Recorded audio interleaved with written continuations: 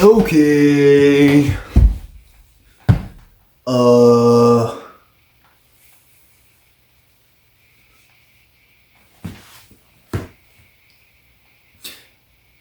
I want to talk about uh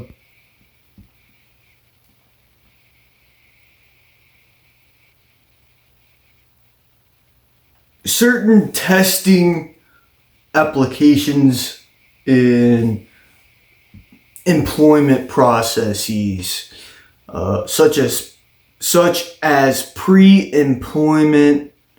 Um, I need to think of a word to replace the word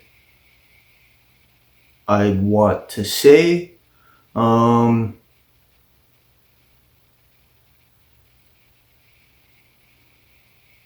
let's call them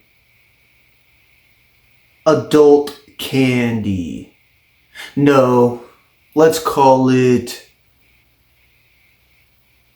That's not a good comparison. That's a bad comparison. Let's call it.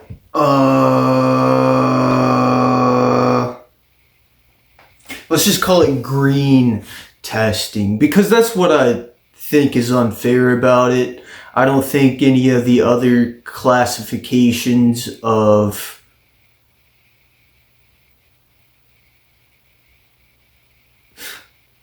pharmaceuticals are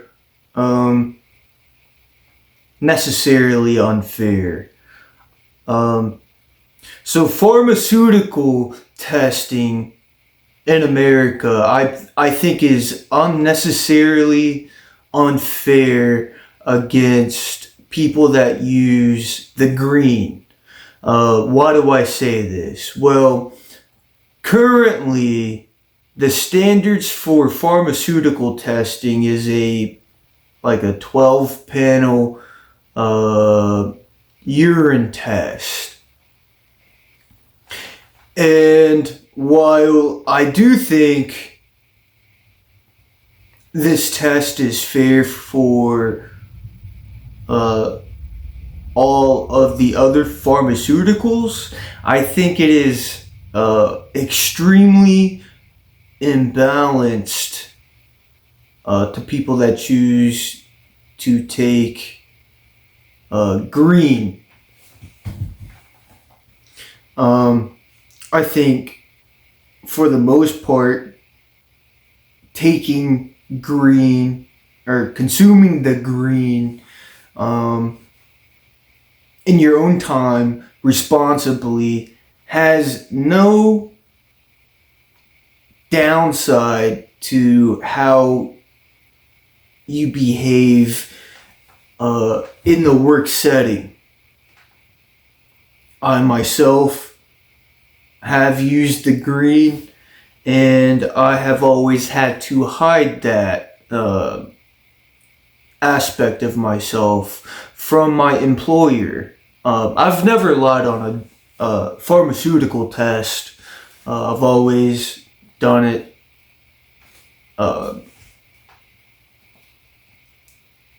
honestly, and I've never failed one. Uh, but this type of testing is highly unfair towards the green user over somebody, let's say, has a beer on the weekend. Okay, let's take that case for example. A regular, normal case.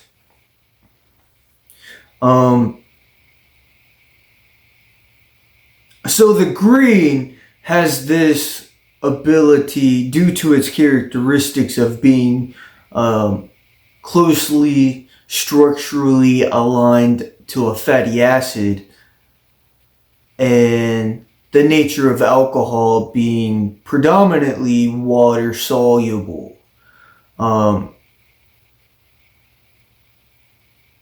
See, the green is in a classification all in its own. Um, it is primarily structurally fat soluble, meaning whenever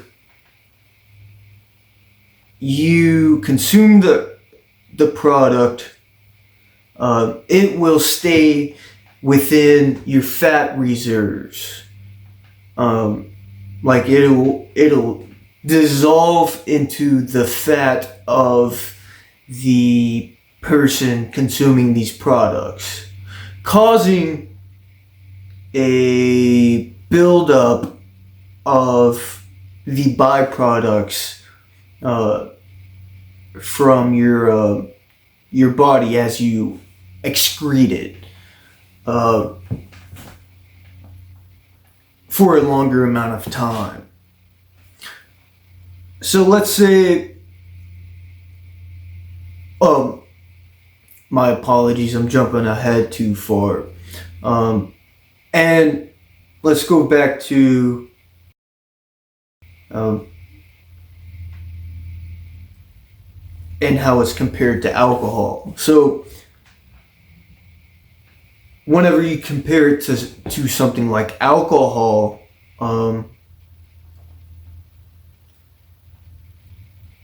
once the effects have worn off of it being intoxicating and euphoric, generally after those effects have worn off, if you were to test that person of levels of alcohol, it will generally be undetectable. And so therefore, if you were to have a beer on the weekend versus somebody that had a green consumable, that person that took that green consumable, if urine tested, would appear to have THC byproducts within their excrement over a longer period of time. And this is just unfair because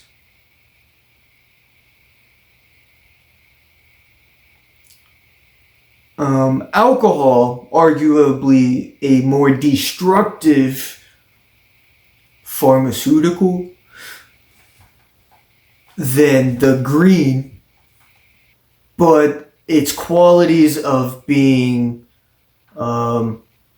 pretty much undetectable unless intoxicated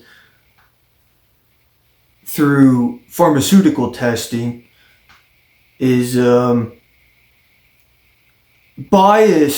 inherently biased. Like the system is inherently biased against green users, even though that they are a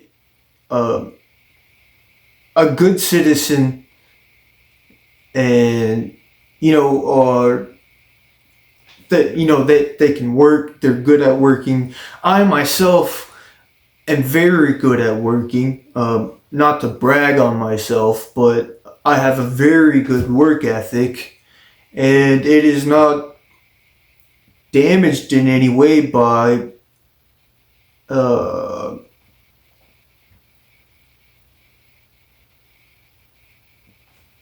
level of my own consumption. It is not something that hinders my life, besides unfair drug testing practices that target people that choose to consume the green. There are other people like me. I'm not the only one. that choose to consume the green instead of alcohol, and they are unfairly targeted against.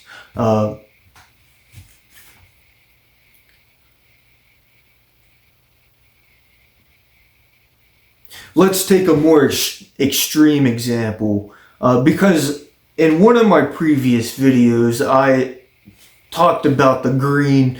I think it's called a based view on the green 420. Go check out that video and come back to this one, or watch it after this video. I don't really care. Just go check it out. Also leave a like and a comment and subscribe. But let's take a more extreme example. If you are to take something that is, really illicit, really bad for you, let's say something like Molly. I know that MDMA has become popularized on the black market and in especially something like the EDM scene, electronic dance music, and like ravers. I know that has taken popularity to its own detriment. I do not think people that take Molly are in a sustainable lifestyle. I think something like that is very detrimental to your health. And it's completely illegal. It's not even legalized. Well, Oregon might be different. It might be decriminalized over there, and that's insane. Molly's, don't do it.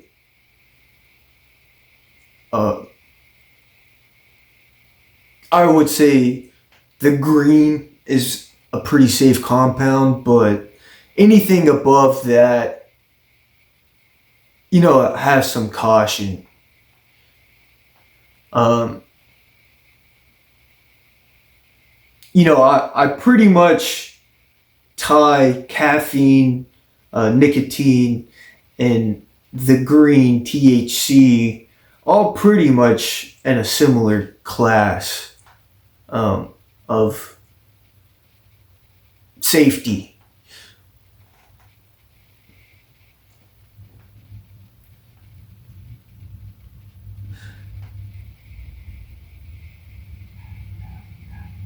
And I would put something like Molly in like that very top tier class.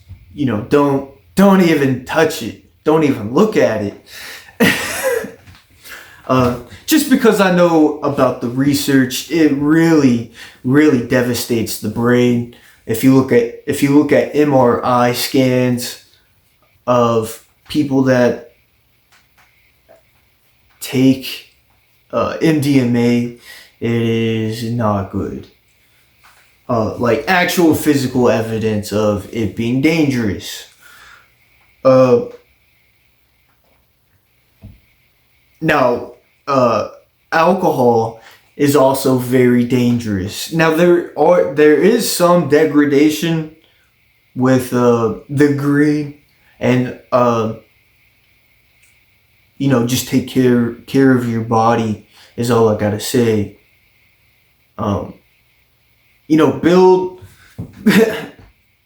Build build up this brick wall, build up your temple, so that whenever a stone is thrown at it, nothing really happens.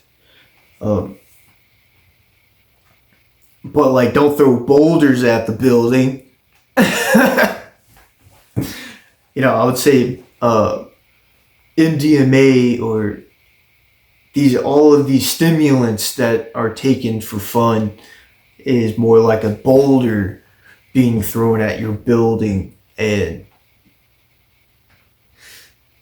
I don't think we have the technology to withstand a lot of boulder throws to this temple, this building that you are in charge of taking care of. Okay, rant over.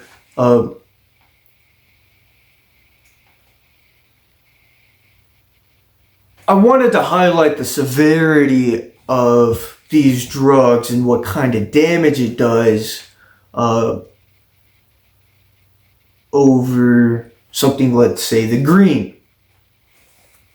Again, I think there's that there is unfair pharmaceutical testing. So somebody that takes MDMA on a regular basis can be notified at least 3 days in advance, which is a very short time period, for that type of pharmaceutical testing. You want to know if the people you are hiring, let me make this clear, I am for all the checks necessary for employment testing. I think that's very crucial to keep a safe employment environment. I am for safety at the workplace, okay? But what I am saying is that the green aspect of this testing is unfair. And that's because of the nature of the qualities of these pharmaceuticals in comparison to THC. THC stays in the body for a very long time, whereas something like MDMA clears out of the system within like 3 days max. And that's if you heavily use the stuff. A light user of THC, of the green, will test positive even if they haven't touched the stuff in over a week. They will still test positive. And I think that's unfair with the urine testing that is done. What is done in your own free time should not be dictated by the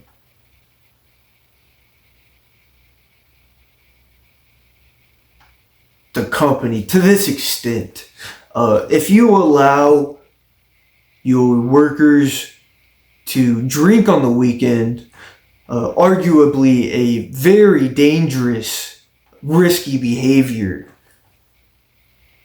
but people cannot, working at that same company, people cannot take the green. You cannot consume THC. I feel like that's a very biased and unfair system over something that is more arguably it is a safer substance. It is a safer pharmaceutical than alcohol.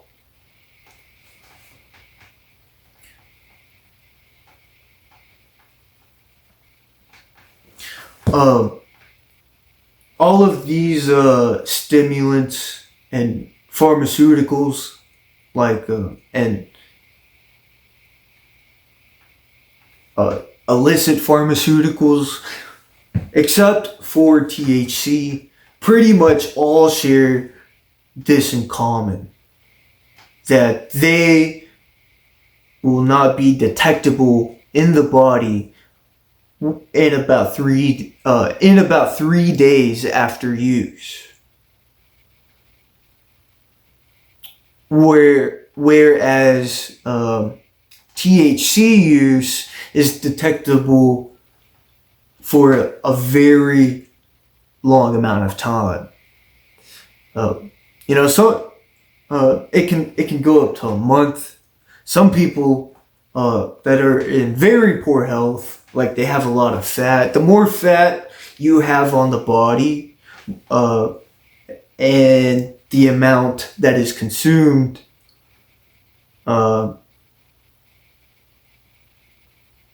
all plays a role. The more in both of those you have, the longer amount of time you will be detected as being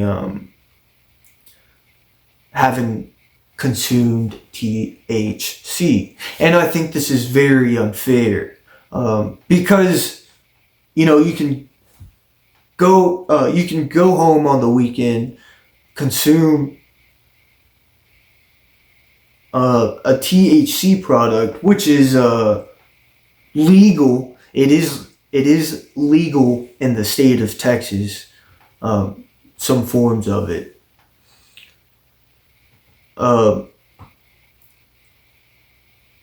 And you are still being punished for following the law. No laws broken. And I think that's unfair. These people that I have interacted with, that are on these really dangerous stimulants, have a very easy time to bypass these pharmaceutical tests that employers give. And it is their right to do these tests. I am all for a safe working environment, but I would just like to say that a mouth swab is probably the most fair test that an employer can give. Why do I say this? Well, the mouth swab is a form of testing that determines whether or not you are currently intoxicated on any substance. And it is fair. Somebody could consume THC on Saturday night and then Sunday morning take a mouth swab test and be sober. You're sober at work, and you're not being dictated how you can live at home. To an extreme degree. Again, I am all for safety of both parties, employee and employer. If somebody's being a dillweed, don't hire them. But I feel like we have this silly rule that THC consumption makes you a bad person. And I don't think that's true. Just like having a beer on the weekend doesn't make you a bad person. Now, if you struggle with addiction, I encourage you to get some help with that.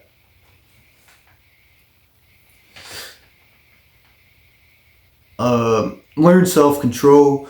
I take plenty of health breaks. I mean, like 2 years ago, I went the whole year without consuming any. Well, I say a whole year. I probably went 8 months completely sober. Not even caffeine. Okay, so self-control is a really big thing. Don't let these substances determine the way you live, but they can aid in this life. I definitely think that they can be helpful, but most importantly, they are not the answer. If you are struggling with addiction, I encourage you to go get some help and live a healthier life. I do think there is a healthy way to take these known risks, and to minimize these risks is very good. And it's harm reduction. That's what I support, and I support anybody that wants to get sober to get sober. Thank you, and God bless. And okay, bye.